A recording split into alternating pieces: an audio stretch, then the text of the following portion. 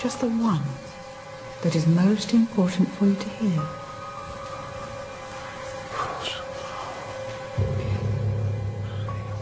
To take control of time and move. Bye!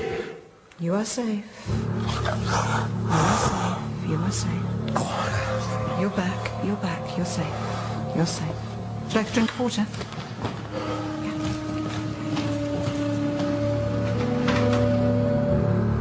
It was too traumatised to go through it. And I couldn't handle it as... Basically, Mark came out of that really because he wasn't prepared for turning into that person. He was prepared for looking at it as if he was watching. But of course, it changed from that to Mark actually becoming who he was in that past life. And that really shocked him so much that it spontaneously brought him out. It is an extreme reaction, but really when somebody's shocked, it's when they receive something which they're not expecting, then very often that extreme reaction will occur because it was too much to experience it firsthand. What exactly happened to Mark remains unclear, but eyewitness accounts lead him to the disturbing conclusion that he was possessed by a violent entity. Whatever it was that tried to possess me was very evil. It wanted to commit murder. Over the last 2 years, there have been various reports of paranormal encounters at Tutbury Castle, but none of them as alarming as Mark's. He believes that there is something there. If he is right, could some future unsuspecting visitor be its next victim?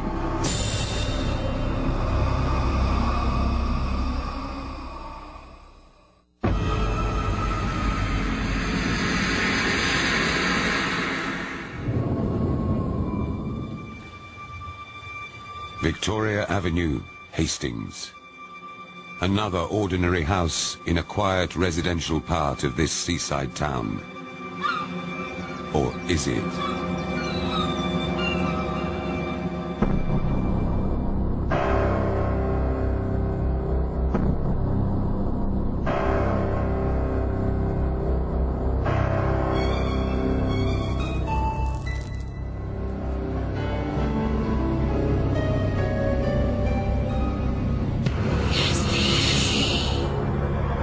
It is not unusual for children to have harmless imaginary playmates. But can such playmates become something far more sinister?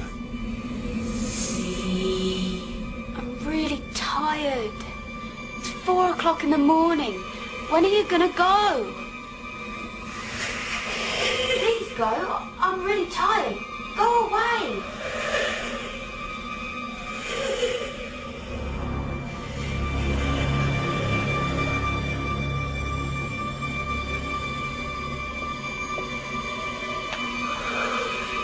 Go away.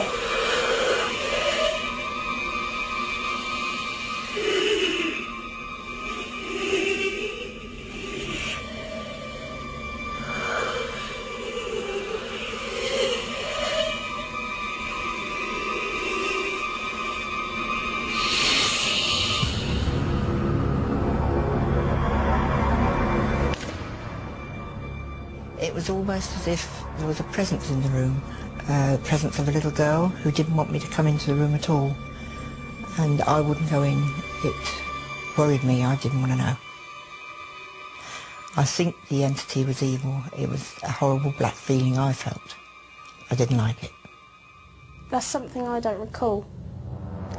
This little girl that my nan's told me about that I apparently spoke to, things like that, I don't remember. I think Kirsty must have blotted it out. She's wiped it right out of her mind altogether. I think it was because it wasn't a very happy time. With her grandmother looking after her, growing up was a difficult time for Kirsty. But Ruth came to the chilling belief that her emotional turmoil was being exploited by some form of entity. An evil twin. A sinister creature that stole her away from normal life. It felt like I was sort of losing grip and something else was taking over. But Kirsty and her grandmother were not alone in believing something strange was happening in the house. Gas fitter Andrew Varrell was expecting a routine repair job when he arrived at the house. The job at Victoria Avenue was quite a small job, a 2-day job. All we had to do was take out an old boiler.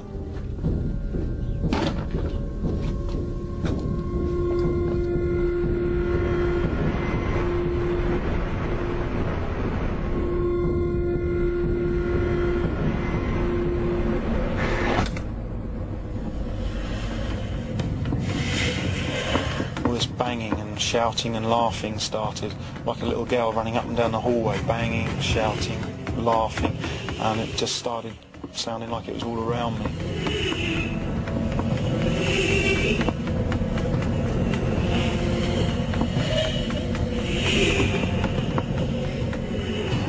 Just all got a bit much and a bit scary really, so I thought I'd better get out and find out exactly what was causing it.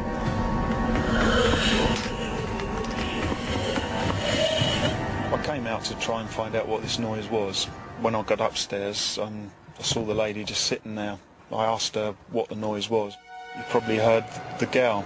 I said, well, what gal?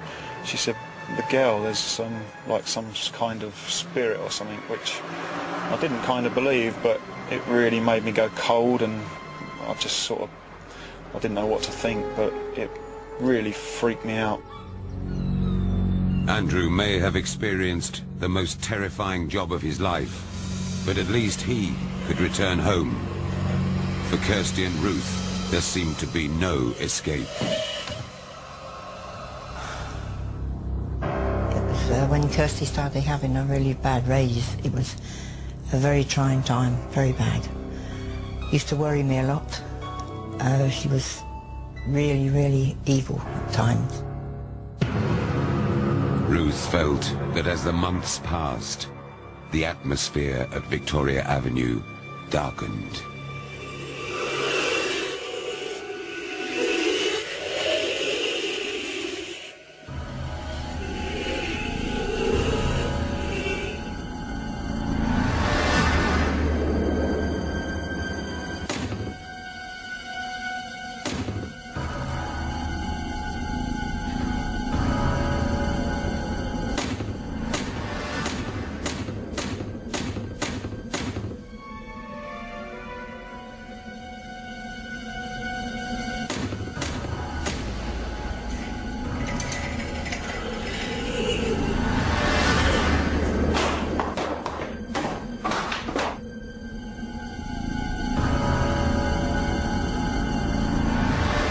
It felt like I couldn't control it at all, and as much as I tried to stop it, I couldn't do it.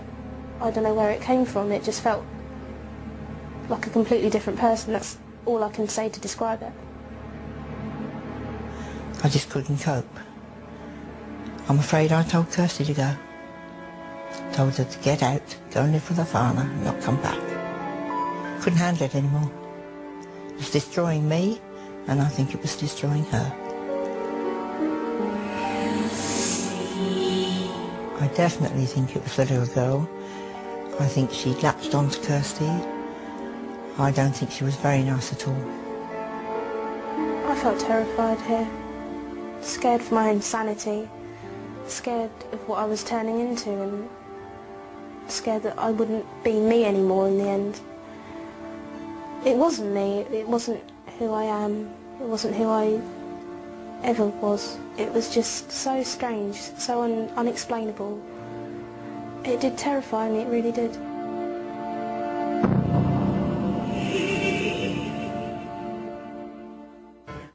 Next on We Go Supernatural Night, some people save lives. It's here. They save the dead. She was strangled. It's the We TV series Rescue Mediums. Need advice on girlfriends, boyfriends, four-legged friends? Get it at WeTV.com.